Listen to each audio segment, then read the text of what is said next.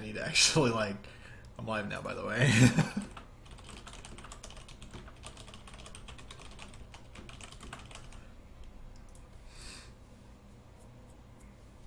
Alright, let's do a quick sound check.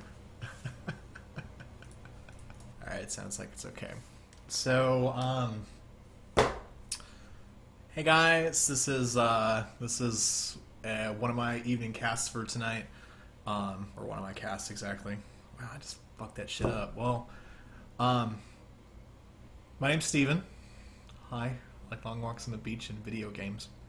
And that's kind of what this video is going to be about tonight. I'm probably just going to move that. Yeah, maybe. Holy shit, this camera's really good. Tonight I'm going to talk about what I've done in gaming, where it all started, and hopefully where it may be going. I'm going to talk about my history with gaming and kind of hopefully have a way with you being able to connect with me. I'm hopefully going to be brutally honest regarding this stuff. I'm going to kind of go back to when I was a kid. These are going to be stories and kind of things that I haven't done a whole lot of. Like, a lot of people don't know these stories that I'm about to tell, especially when I was a kid. So I'm going to kind of just dive into that. I took notes. I wrote I wrote quite a few things down. I'm going to elaborate on quite a bit. I don't know how long this is going to take. I really honestly don't know how long it's going to be. I'm just going to kind of just do it, right? So why am I doing this video first off? Like I said, brutally honest, I actually signed up for a YouTube Creator Academy kind of stuff, and I'm learning ways to kind of, you know, it's kind of marketing a little bit, which is weird. Every fucking thing is marketing nowadays. Try to swear less. I've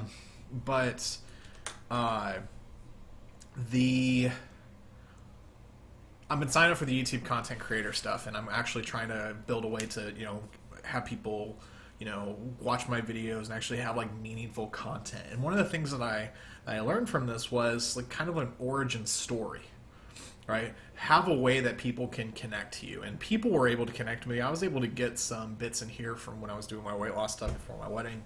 I don't know if I'm actually going to, like, make that be a source of this, but that's something that, you know, something I kind of play around with here and there, but I'm not going to use that to define me. But, you know, it's an origin story. It's a way that people can connect with you, or people can understand kind of what's going on. So it's kind of the purpose of this video. And I've taken all my notes, and I'm just going to regurgitate it and just talk about my gaming. And hopefully, you know, if this is the first time you're seeing this and you don't know me, hopefully this is a way that kind of entice you to stick around and kind of look at more. And, you know, if you actually, you know, if you do know me, then you might learn a little bit more about me, so, and kind of where I come from.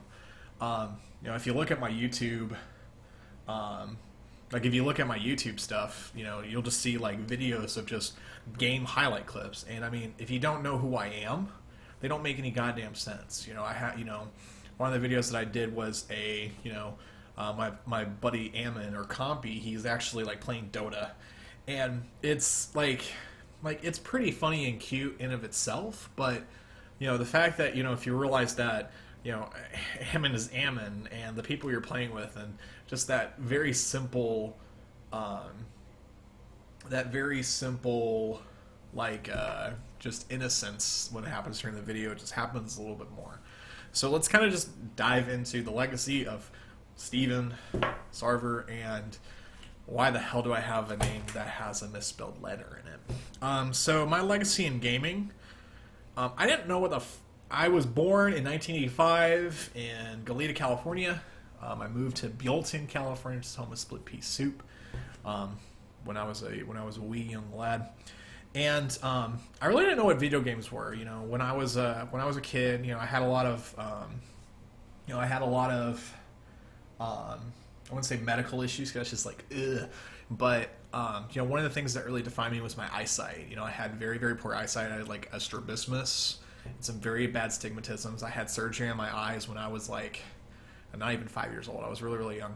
So, but I really liked the Turtles whenever I first started. You know, I was a Turtles. I was a big Teenage Mutant Ninja Turtle kind of fan. But When I first got to first grade, I made, or there's two kind of stories that kind of intertwine, right? So the first time I was introduced to any kind of gaming or kind of technology, like really kind of like into it that actually makes sense, is is my buddy Evan.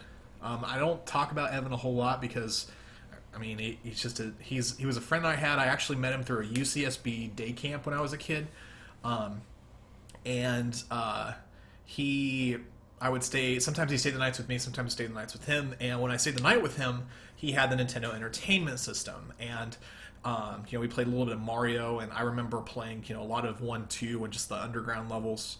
Um, I remember, and we were noobs. We didn't get very far. We played Duck Hunt a little bit, and we also played the World Track Racing on the pad. I remember hitting my feet on the pad a lot at his house. Probably the reason why I was a kind of a lean little kid.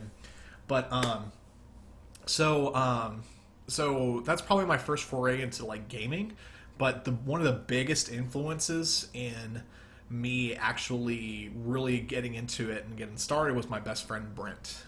Brent was been my childhood best friend since first grade. To this day, we're still friends and keep in contact with each other. We need to play games more often, but he had a Nintendo Entertainment System and he had Super Mario 3, right? And we played a little bit of, we had the Tanuki suits and stuff, and I loved the flying, and it was just the magic of taking something or taking a physical, like tangible thing, and like doing something on a screen, right? Like I'm doing something right here and magic is happening. Like it's not like a pencil, you're doing something here, but you're doing something with your hand and shoving it to a screen, right? That magic always mesmerized me. And I was always I loved going and staying at Brent's house because I was like, we gotta play fucking Super Nintendo. It was awesome. And I remember when he would get in trouble or when we played too much and we were rowdy, like his mom would hide the controllers to ground us. It was awful. We would turn on the games and just watch. And we were just like, we could play maybe.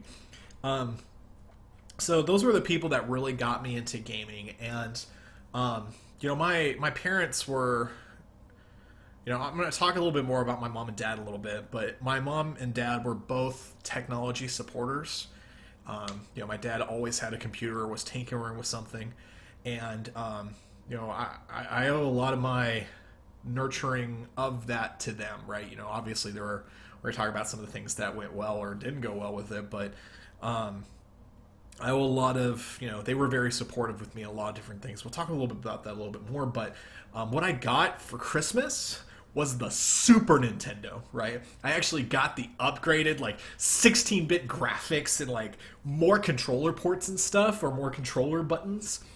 And I cried at Christmas because I wanted a Nintendo Entertainment System, right? I honestly thought, and like, no offense, but I thought it was like some cheap knockoff. I was like, they got me the Super Nintendo, but it wasn't the Nintendo Entertainment System?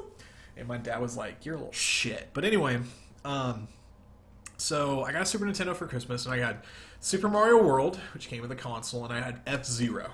I love the shit out of F-Zero. There were actually people speedrunning F-Zero the other day, and I actually sat down and watched a little bit. And I need to actually like look into the lore of that a little bit. They have a lot of good stuff in that. So I want to talk about my biggest noob moment, right? So I mean, I played a lot of like games at my friends' houses, but I mean, I say a lot, right? That was my only exposure. So a lot of things like levels and different types of enemies and things like boss battles were a very, very weird concept to grasp for my like 6-year-old self, right? So I'm playing Super Mario World. Like, Google this shit right now or YouTube it, right? So like, look up the first, like the Super Mario World, the first level. I think it's Larry Van Koopa, right? Or Ludwig Van Koopa, right? It's the first boss. It's the first castle of the first world. And this is the first time I actually did it. And so I got in, and you got that music going. It's like,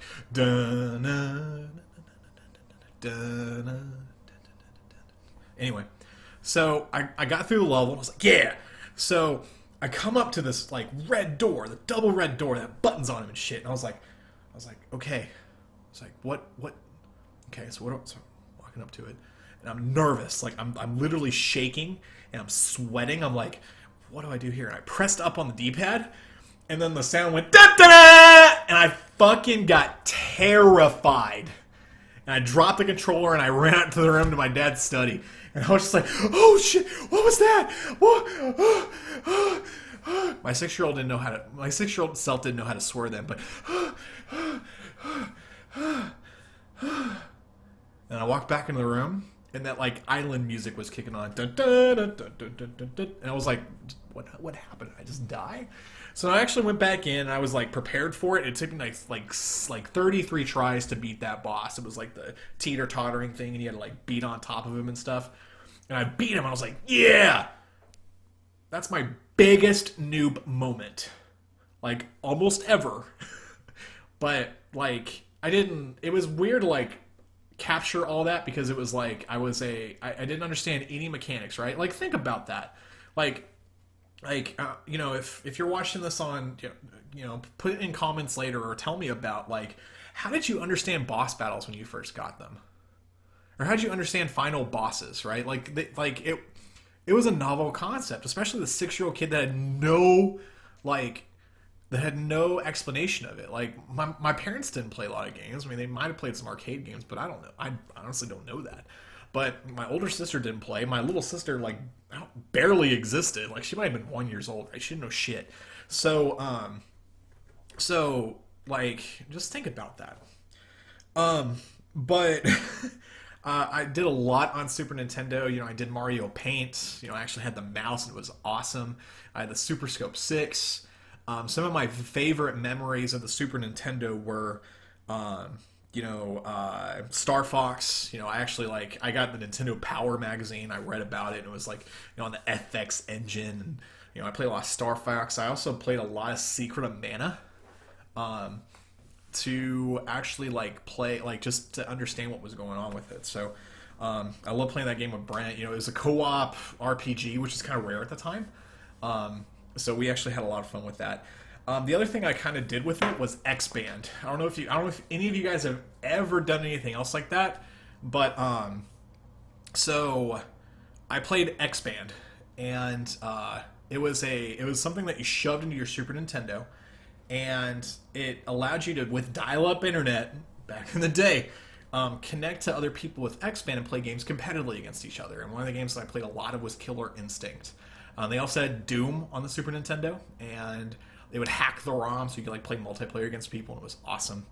So I played a lot of that. I actually had a pretty decent record with it, but I would disconnect because I'm an asshole. And then,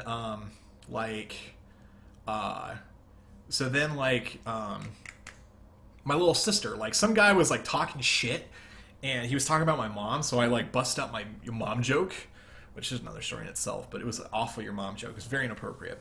So my little sister decided that she had the need to go tell my dad about this. My dad ripped it out of the console. He's like, "You're never doing this again."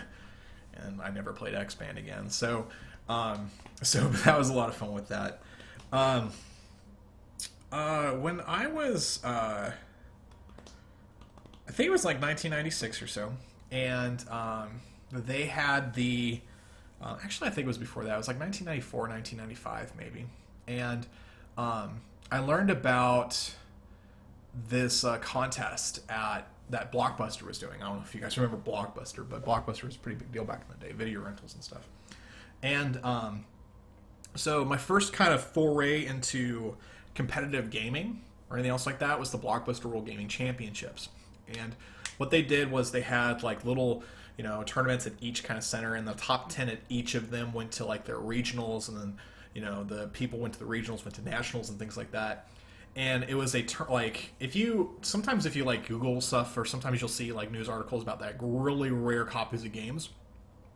These were specialized ROMs for this contest. So for Super Nintendo, there were 3 games, and there was NBA Jam Tournament Edition, I think, and then it was Teenage Mutant Ninja Turtles Tournament Fighters, and then Clay Fighter 2, I think, or something like that. And I learned about this through Nintendo Power or GamePro, probably GamePro. I don't know if you guys remember that magazine either, but so a lot of my news and stuff came through GamePro. But so the the tournament, like it was the top 10 went to regionals and then nationals, and like you could get recognized to be like one of the best players and get like $1 billion or something like that back in the 90s, and get a lot of recognitions and stuff. And I went up to my mom and dad and I was like, guys, I really want to try to do this. I want to I want to compete. I want to do something. I want to do something a little different. And when I was a kid, I did soccer and some sports a little bit, but when I went to my parents, I was like, hey, I want to do this, right? I want to try this out. They were really receptive to that. Like they were like, okay, what are you going to do this? And I was like, well, I'd like to rent the games and practice them a lot, and then read up on strategies on how to actually do it and actually compete, right? And my parents were super fucking cool with it. They actually, like, for the first 2 weeks, they let me skip homework, or they really helped me with it. Like, they didn't do it for me, but they really helped me, like, just to make sure that I got the concepts and allow me to practice. So it was a 3-week contest, right? My dad we would wake up at like 7 in the morning on Sunday, right? I'm a kid, I'm sleeping in, what's going on, right? So he would wake me up on a Sunday and drive me out to Lompoc, California. It's like a 20-minute drive from Buellton. And we would go there, I'd compete, we'd have breakfast at Baker Square. It was awesome. And the first week, it was NBA Jam, and I was able to rent that at my local store and practice a lot and played a lot. And each week, they had like a top 10 list of competitors. And after the first week, I was tied for third place, right? In like one quarter, which is like 2 minutes in normal time. Then how many points you got in that quarter was your score, right? So I had 33 points, and the top person had like 37. I was really close, but I didn't realize the rules. Like I played like 5 minutes at like really long quarters, like just to get a lot of practice and playing with it. But it was like 2 minutes. It was over very quick, but I performed very well, which is good. The next week was Teenage Mutant Ninja Turtles Tournament Fighters, and like you played a couple matches, and whatever your high score was for that match is what actually stuck, right? So I did okay. Like I stuck to the build that I was going to do, and I moved down to 7th place. But I noticed that a lot of people kind of moved down, so there were some changes in the ranks. So those 2 games I was able to practice and do really well in. The third game, which was Clay Fighter 2, I didn't get a chance to practice at all. And to this day, I haven't played Clay Fighter 2 with the exception of that tournament match, right?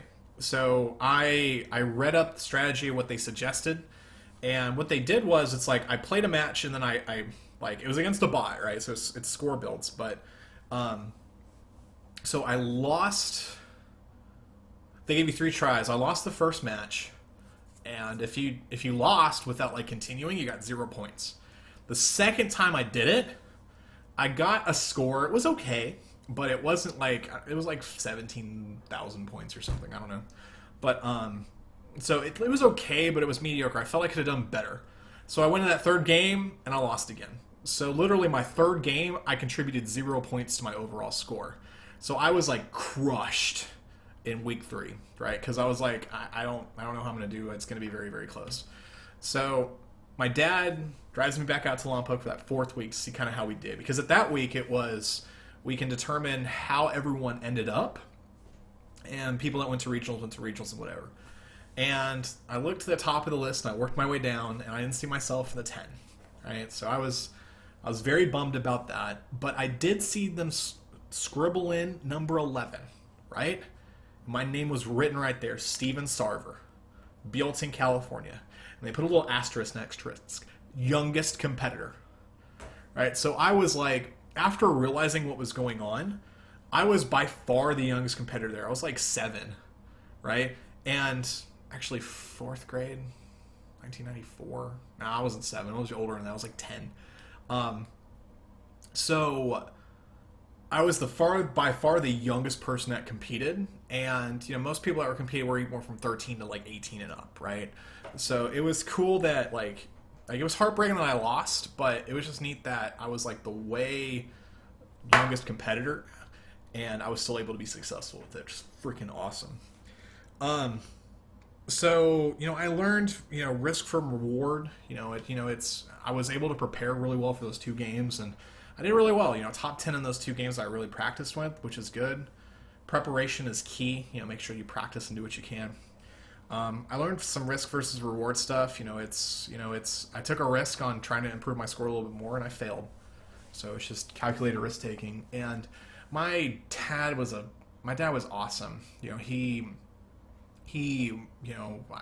was up anyway, but the fact that he was just supportive of me and drove me out there every Sunday, and he was always low key, but he didn't, he wasn't always like, I'm Steven's dad, but he just stayed by the sides, wait in the truck or whatever, and just when I got done. So, I was I'm really really happy with what my dad did. But the Super Nintendo, more about it. I feel like I've been talking like 20 minutes about Super Nintendo, but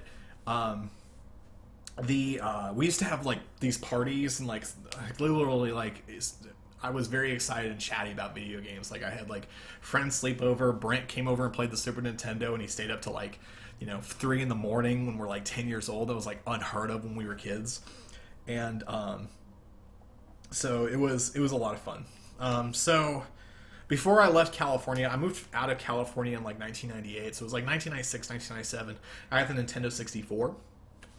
And what's up, guy? Played a lot of. I was really excited about the Nintendo 64. I like the 4-player element. I like the new Star Fox 64. I like GoldenEye. My dad also. I went on a business trip with him, and there was an import store, and he would just park me there, and he'd give the guy like $10 to like. He's like, hey, just let him play all day, it'll be fine. So I played Super Mario, like Japanese Super Mario 64, like months before it actually came out in the States, and I was able to do that, which is pretty fun. But we actually, my sister reminded me of this. Like, I don't know if you guys remember the tropical thing El Nino, right? But El Nino was like a big thing in California, like lots of like rain and shit, and so. As a way to distract me, my mom bought me Nintendo 60 or Mario 64, right? Super Mario 64. But the power was out in Buellton, California for like a week straight. Like there was just no power, it's just rain and shit. So literally I spent this entire week looking at this box. And I was like, what? Like I was like reading the box, I was like opening the manual, like smelling the cartridge, and I was like, can't wait to play. And I played it, it was awesome. But the Nintendo 64, I actually had the 64 quite a bit, too, whenever I moved to Oklahoma in 1998. And the Nintendo 64 was just a staple of our console gaming. We played a lot of the wrestling games like WCW versus NWO. We played Banjo-Kazooie, Jet Set Gemini. Like, there are so many games on the Nintendo 64 that just, like, are just, like, defining for me. But I love the Nintendo 64. I just loved it. Wrapping up those type of consoles right now, played a little bit of GameCube a little bit before I left for college. Not a whole lot. We played a little bit of Resident Evil 4, a little bit of Mario Kart Double Dash, but not a lot. Just a lot of the old legacy consoles is kind of what we did. So I didn't just like play consoles the entire time. I did have some exposure to PC when I was a kid as well. My dad always had a PC. We actually had multiple PCs for a while, and back in like the early 90s, that was really rare. My mom actually bought my dad like a Tandy or a Commodore or something like that, and this computer from Radio Shack cost $2,500, right? And that thing probably had like 4 kilobytes of memory. Like, if my dad ever gives me shit about building a gaming computer, I'm just gonna go, Dad, like 1990, your 4 kilobyte computer, seriously? I'm gonna remember that for next time. But I didn't really play a lot of games until like my dad had a family friend stay over, and he had like Doom and Duke Nukem 3D and a couple other different things too. But I would say the biggest PC games that I played when I was in California were Duke Nukem 3D, Doom, and Descent. I don't know if you guys ever played Descent or anything else like that, but it's kind of like it reminded me of StarCraft a little bit, because it's like or not StarCraft, Star Fox, because it's like a flyer game and you shoot people, and it's like a space flyer game, and that was actually my first exposure to LAN as well. In both of my houses when I was a kid, my parents always had multiple phone lines. My mom ran her own business, and we had to have a fax machine line too, so we always had at least 3 lines in the house, and after hours, 2 of those 3 lines were reserved for LAN parties, man. We dial up to each other, we 56K them together, and we just play. And since it's local, it didn't cost anything, which is great. Um, woke up, woke up my parents and family members a lot of times when we were kids, which is awesome. Um, so I moved to Oklahoma in about 1998. I picked up roots and moved out here. During my entire time in Oklahoma as well, when, up before I left high school, I still had only like 56K internet, right? My mom, for some reason, just couldn't grasp the fact that we needed high speed internet. So I always had 56K, which kind of I felt like limited me a little bit, but it required me to be more creative, which is okay. So when I was in Oklahoma, I was really really excited. This is kind of when my PC um, fanaticism kind of exploded a little bit. I played a lot of Command and Conquer when I was a kid. I loved GDI versus Nod. Command and Conquer, the original Red Alert, making the maps for it was a lot of fun with it. And I learned about StarCraft, from GamePro magazine, and I was like, this is a space Command and Conquer. This sounds freaking awesome. And I could literally spend an entire hour talking about StarCraft. I may spend some of this time actually doing so. But some of the other games that we played a lot was Quake 3 Arena. I actually learned about that because I was reading about different kind of GamePro actually helped, a lot with like keeping up on those games. They weren't just like PC or console specific; they were to everything. So I learned about Quake 3 Arena because I played Doom, and I was like, id Software, that's okay. It seems like it's fine. Um, I played a lot of Quake 3. We played Soldier of Fortune 2. That was just a game we just picked up, and there were a lot of different games we kind of jumped into a little bit as well. We did Age of Empires as well. So we spent many, many a night landing all those games that we talked about. The way that my house was, the second floor of the house had all the kids' bedrooms, and my older sister would just do her own thing. But my little sister Lexi and my buddy at the time, or whoever, or whatever friends we were over, we would all hook up and land together, and it was awesome. And we'd stay up all night to the wee hours of the morning playing Edge of Empires 3. And I was like, or Age of Empires 3, I want to say 3. We played StarCraft. We did a lot of things. We actually played my first MMO too in high school. That MMO was called Motor City Online, right? Look that up. It's pretty awesome. So it's a racing game. You get your own car and you race and you bet and you get money and you build your own car. You make it more awesome. But Steven, how are you playing an MMO with just a 56K modem? Funny you should ask. Firewire cards, like they're big on Macs, but PCs can actually do them as well, can actually be used to actually transfer network. So what I did was I took my PC, I took my sister's PC and my mom's PC, and we hooked them all together with Firewire cables. And I learned about a thing called internet connection sharing. So I would take my computer and I would dial out to the internet with 56K. And all the hacks, all the cheats to make it as fast as I possibly can. And I would share this internet connection to all of the computers, right? So it was stupid on how, like, I'm sharing a 56K connection between 3 people. I guess that taught me all the patience I've ever had. But Emotionally Online was kind of interesting too because it was like, I guess it didn't do stuff in real time. It did stuff based on like race times and things like that. So like, if my little sister and I were racing, it wouldn't like we couldn't run into each other. Like it just didn't detect that. So like literally like I finished like 2 seconds ahead of her. So that's how it would determine I won whenever the servers finally connected to each other. But that was pretty awesome. I also started getting into building PCs in high school. I almost always had a computer when I was growing up, probably starting from 4th and 5th grade on. But other than just, my dad would just give me leftover PCs, or I would just commandeer them, right? But, I didn't know how to take them out or take them apart or anything else like that until I went to high school. So I actually burnt my first PC. I plugged the CD-ROM drive into some port that looked like it worked, and it blew up on me. It smoked, right? I fried every single component, and I was just like, it. So my dad bought me a pre-built Compaq, and I used that for a while.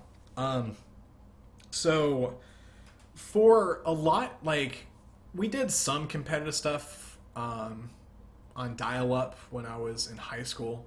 I played a little bit of StarCraft on Battle.net, never anything super competitive. I played a little bit of Command and Conquer Online, again, never super competitive.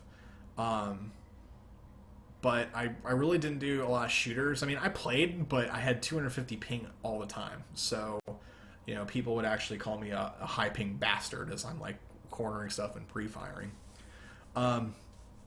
But didn't do a whole lot of competitiveness, but I did do one tournament at our local ISC, which is a computer company here in Durant.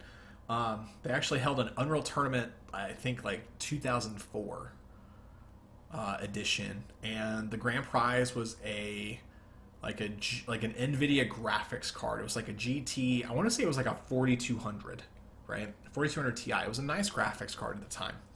And so me and my buddy, we entered this tournament, and I was really, really good at Unreal. I was good at a lot of games whenever I've just come into them, but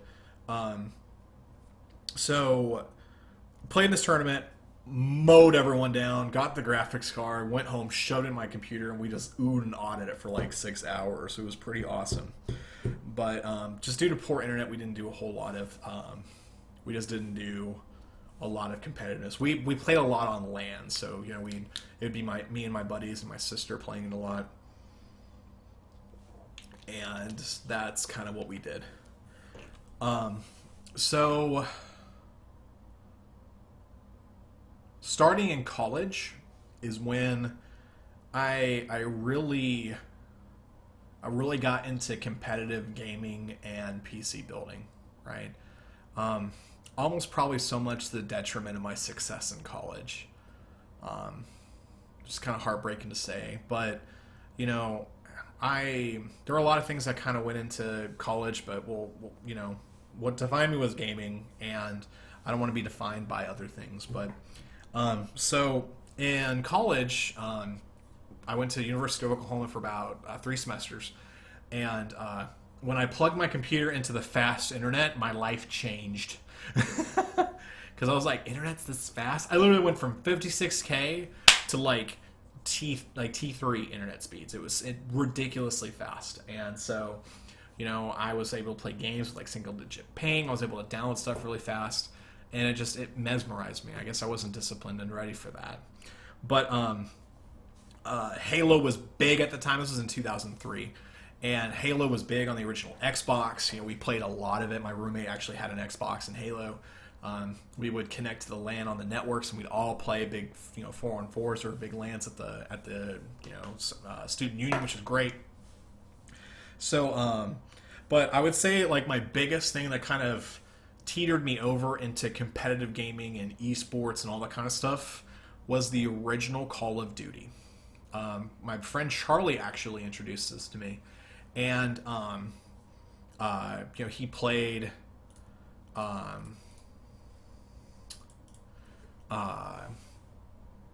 need to dismiss that, I'm sorry. We played Call of Duty at he actually built a new piece, or he didn't build a new piece, he actually purchased an Alienware. So he purchased a $2,000 Alienware computer, had the most badass components we could put into it and afford it. And he got Call of Duty on it, and it looked like shit. He didn't optimize the settings at all. He just he was not playing on a sound card. So I make this really funny quip that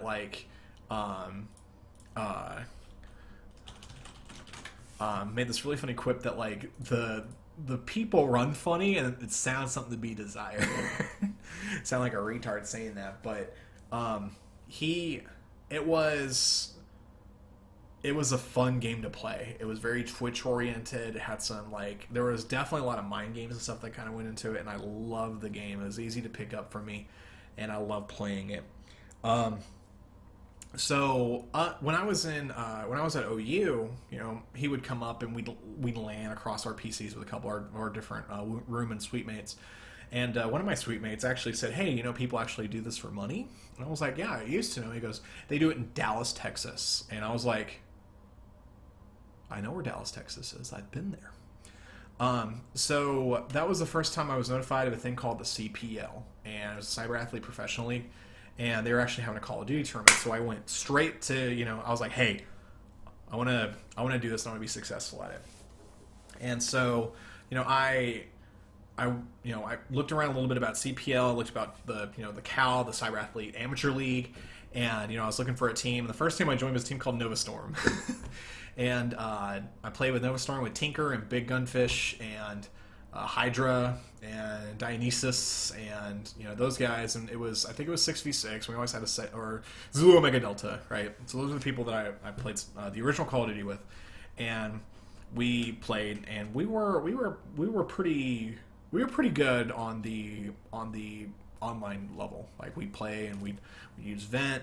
And, you know, I was probably, you know, I was probably one of the main slayers, but, you know, Tink and Big Gunfish took care of a lot of the admin stuff. But, you know, we played, we had some good stratch, we had everything down, and we practiced pretty well. And then we went to CPL, and we got demolished, embarrassingly. You know, we practiced, we went to the center and we were practicing against people there. And we played against a pug team and lost to them, and that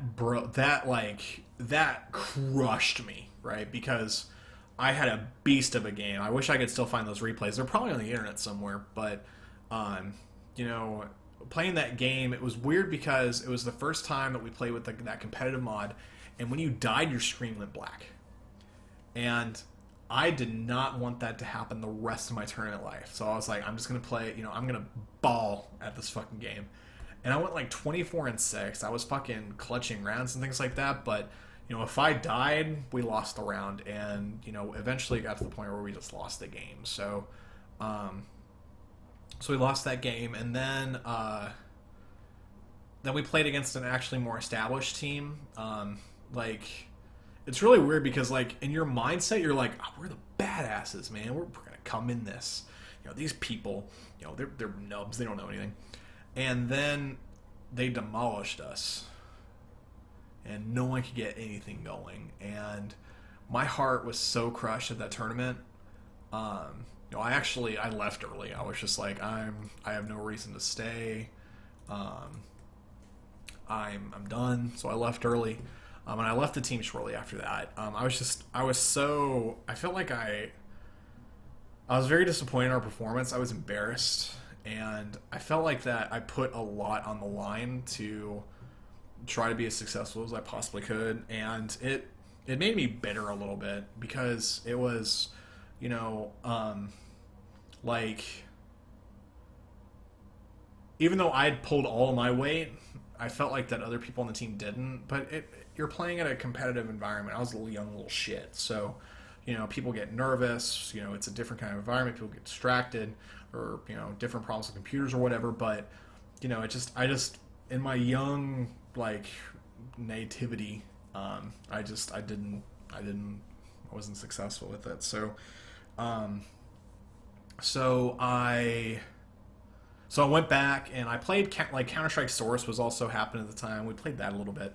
But I stuck around with Call of Duty, and I joined a team called Confederacy. We had pretty good success with them. Networked very well with some of the people in IRC and things like that. And, you know, did pretty well on both Cal and TWL ladders. Networking was really good with that. You know, shout out to Magnum. He was the guy that I played games with. You know, it was a good time with Confederacy. You know, I wouldn't say we didn't win anything, but we were as part of Cal Invite, which is like very, very Premier League kind of stuff, and, you know, we did very, very well and put up some very, very good numbers and good things like that. So I did Confederacy for a while, and then I wanted to do my own thing. I want to say, you know what, I was like, I want to lead a team. I want to be the one that orchestrates and calls the shots and do everything and have that taken care of. So my first foray into my competitive esports stuff was, it was my desire to do it. I didn't have a team name. I didn't have anything else. I was coming up with like really gay names, which is pretty bad. But this is kind of the birth of Death by Pixels. But before we get into that, my handle that I went by when I was playing Call of Duty was Stebo, right? One of my friends in high school, Mitch, he called me Stebo. Everyone else said Stevo or Steven or Stevie or whatever, but he called me Stebo. And that was the unique difference to that. So that was my handle. I was Stebo. I did ST3BO for a while, and I got called out at CPL one time, and that was embarrassing. But so we'll talk about my next name, and one of the names that kind of stuck with me for a while in just a second. But I went to this monthly LAN party, and I was actually starting the LAN party scene at this time too, and it was a LAN party called DFW Frag. They held it once a month. Alpha Frag or Alpha Nerd or Alpha Nerd. I'm butchering his name on this stream right now. I'm sorry, but he was the one that hosted each month, and there were a lot of file sharing, but there's little games that happen here and there. And so I went often. I would say every time they had a notable tournament that would entice me to go, and I'd win the tournament. People would get pissed off, but I came from Oklahoma. Shut up. Anyway, so during one of these events, I was like, I wanted to make a Dallas or Oklahoma based team, so that way we can all land together and know each other and really we want to be intimate with each other. And so that was my goal with that. So I met two people. I met a little girl by the name of Andy and Kyle. Andy was not a little girl. Andy is actually 2 years older than I am. He actually proved this to me by scanning his driver's license and sending it to me. And Kyle, we saved him from himself. He had his own kind of team. His handle was Death God. And he was the leader of Gods of Death. That was my old quip at him. But so kind of saved him from that. I was like, okay, the three of us, we're going to have a team of Dallas or South Oklahoma, North Texas based players. And we created a team, and Andy was actually the one that actually stole it, actually created that idea. And I was just like, it was like art stuff that he did. And I was like, can we steal that? Can we use that as a team name? And he's like, absolutely. So that's kind of where Death by Pixels came from. It was definitely from Andy. So during this time, we actually played. We had a couple different people. We had, Frack, who's Chris. We had Chance. We also had a couple different sixes occasionally, but we were very, very competitive on the ladder, even more so than Nova Storm and Confederacy. We played one season and we went like 6-2. We got to the playoffs and we were a force to be reckoned with. We were really, really, really, really good. But we had a lot of good stories and a lot of good times with that. Kyle would panic in clutch situations. Again, it was probably between me and Frack as being the main slayer, but it was just a lot of fun, a lot of good stories there. That for about a season, and then during the playoffs, we got eliminated. It was fair, but it was after that, just people. I wouldn't say people were pissed off at each other. Like Kyle was like having a grudge about something and like being roommates and stuff. I don't know, but eventually the game just our team just I wouldn't say collapsed, but it was just, we're done. We're done competing. My last bit of, my last kind of LAN party too, we actually, Charlie and I actually went to a DFW Frag, and it was a fun tournament because it was a LAN party that was held at a bowling alley. And, they actually had a tournament, but it was 4v4 is what the tournament structure was. And we couldn't find anyone to play this tournament with. So we were very bummed that, we came all this way, and we were going to play in this Call of Duty tournament to end up losing.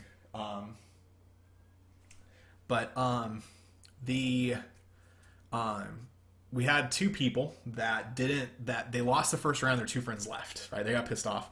So they're like, guys, we already lost. And we're like, that's okay. We're fucking good at this game. Charlie was also on Nova Storm for a while, which is embarrassing. But so we actually came back to the lower bracket and we actually won the tournament. I wish I saw that picture. I hope Charlie does somewhere. But it was a picture of us all holding what we won. And I still have that carrying case. It was a carrying case, a little bit different swag in there. I don't think we got anything gear, but the thing we really wanted was that carrying case, because carrying those computers were a pain in the ass. But with Call of Duty, there were also a couple different things that I was able to kind of explore in the shoutcasting kind of thing. I was very I didn't have the equipment to really be in front of the microphone, but the first thing with the original Call of Duty was an application called COD TV. Garrett Jacks actually created it, and what it did was it took the demo from your game and it cut it up into pieces and set it to an FTP server. And the FTP server, people can connect to that with the COD TV client and download bits and pieces of this demo. And what TSN was doing, or the Shoutcast Network, was they were shoutcasting over Winamp. And you can use the COD TV application to watch the replay. You just pause the Winamp shoutcast to whenever the game time was actually announced and unpause it and you'd be synced up. And it was one of the first forays into actual competitive like esports shoutcasting. And Garrett Jacks was the one manning the camera, so when people were watching it was awesome. So I got a ballsy, I got an itch on my nuts and I was like, you know what? Or hair on my ass. I don't know what the vernacular is. But I just asked if I could have the app. Right? I was like, hey, I'm very interested in this too. Is it possible you can allow me to have the cameraman application to actually use and experiment and see if I can help you with shoutcasting different things? And he just said yes. It was one of the easiest things I ever did. And what I learned from that is just ask. Right? The worst thing he could have said was no. It's not ready or anything else like that. But then we kind of built this kind of league of COD TV cameramen, right? There were people that are idling in the COD TV channel on IRC, and if people wanted a match that was shoutcast or anything else like that, they get a cameraman in, someone to man a Winamp broadcast, and there you go.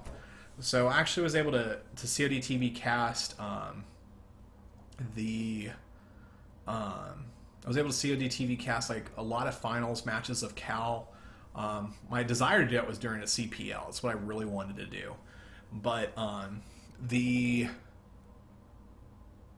was able to shout or COD TV quite a few things, which is awesome. I was the first cameraman other than Garrett Jacks to actually do it.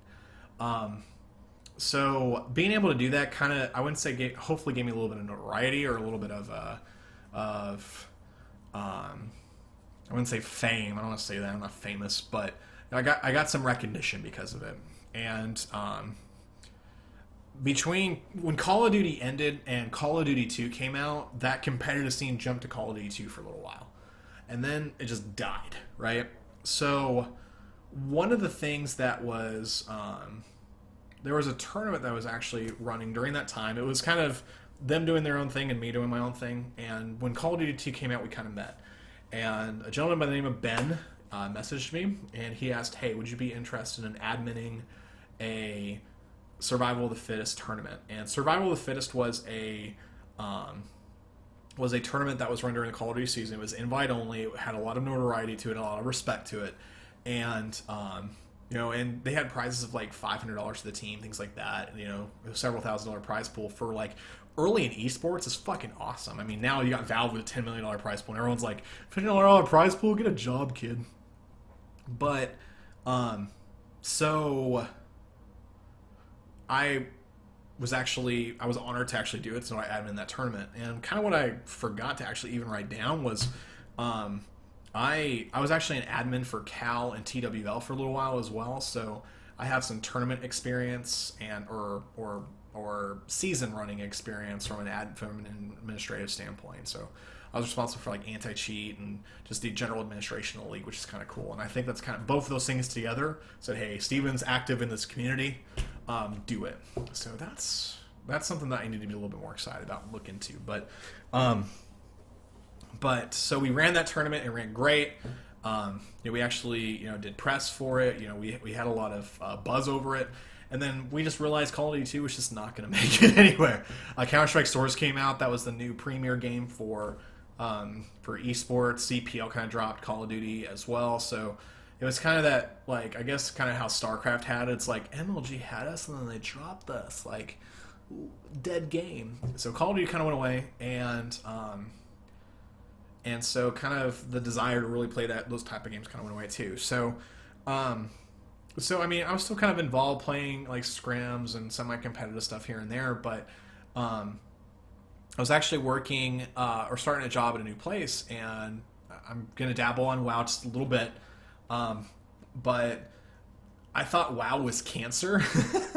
I don't know if you guys if you guys watch Pure Ownage. It's also something that I gain a lot of influence from, but one of the episodes it talks about how WoW takes people and it noobifies them and they're never the same afterwards. So I held WoW to that same standard, and I got sick with a pretty bad cold, and my girlfriend, now wife, bought me a copy of World of Warcraft because I was sick.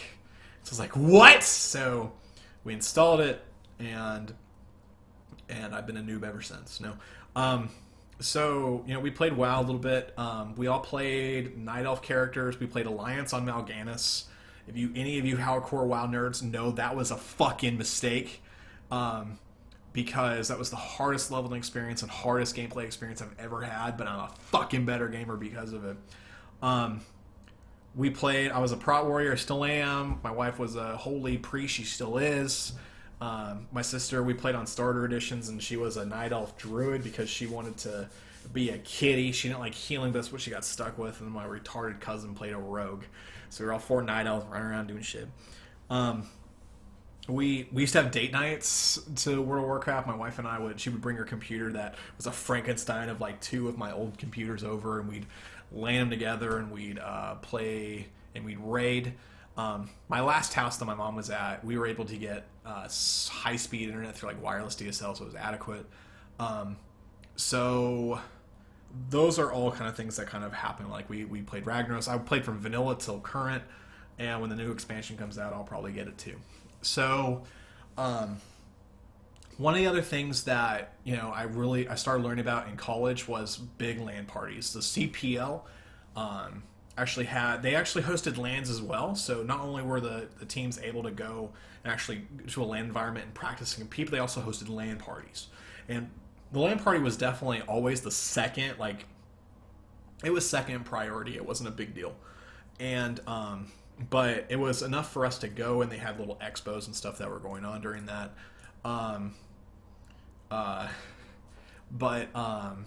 So we went to those, but the other thing that I was kind of introduced to by my Pixels buddies was QuakeCon.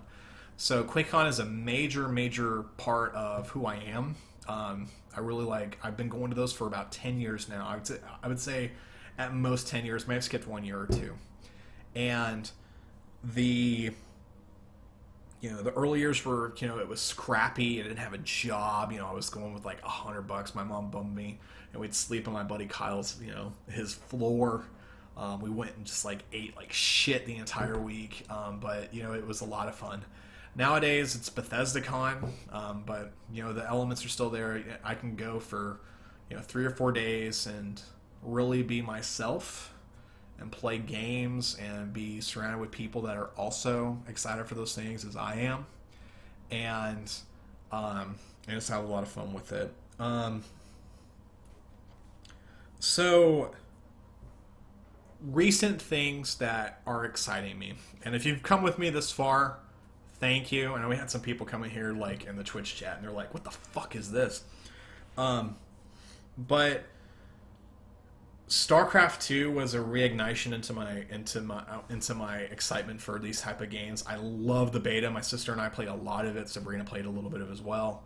I was very competitive with StarCraft. I would say I was Masters, but I mean whatever. I was a very, very competitive player, and it was a lot of fun with that.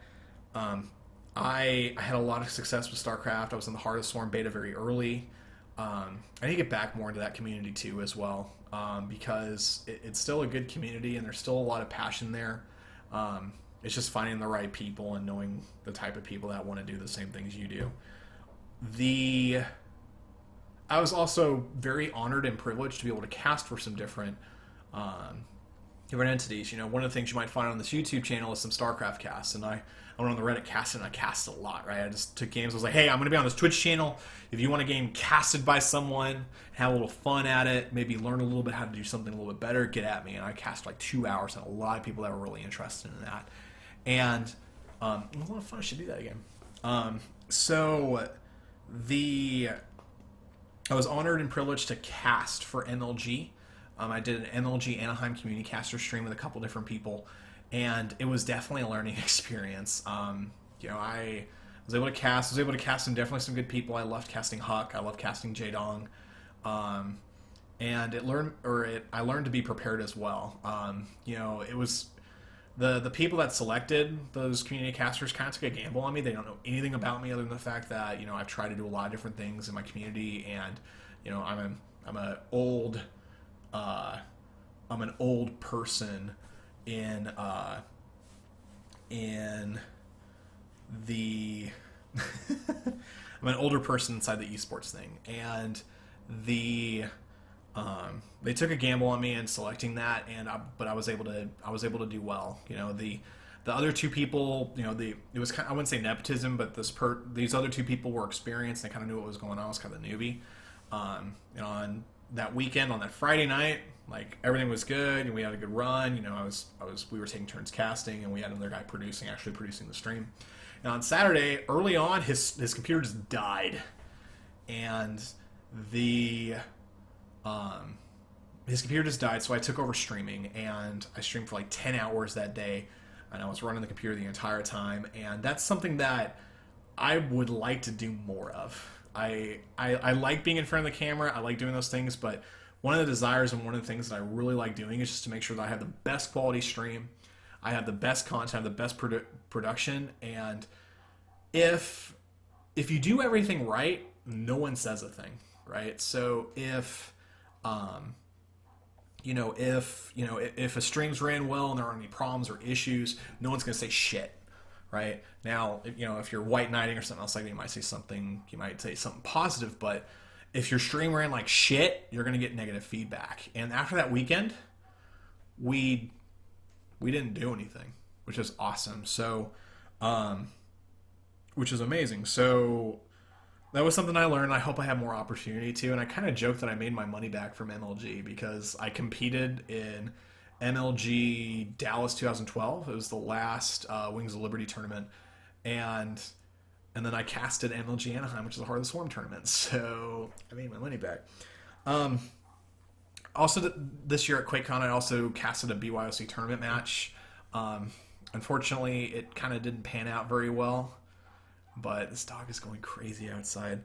But that was a lot of fun, and I actually have a lot of passion for. I'm really excited about Titanfall.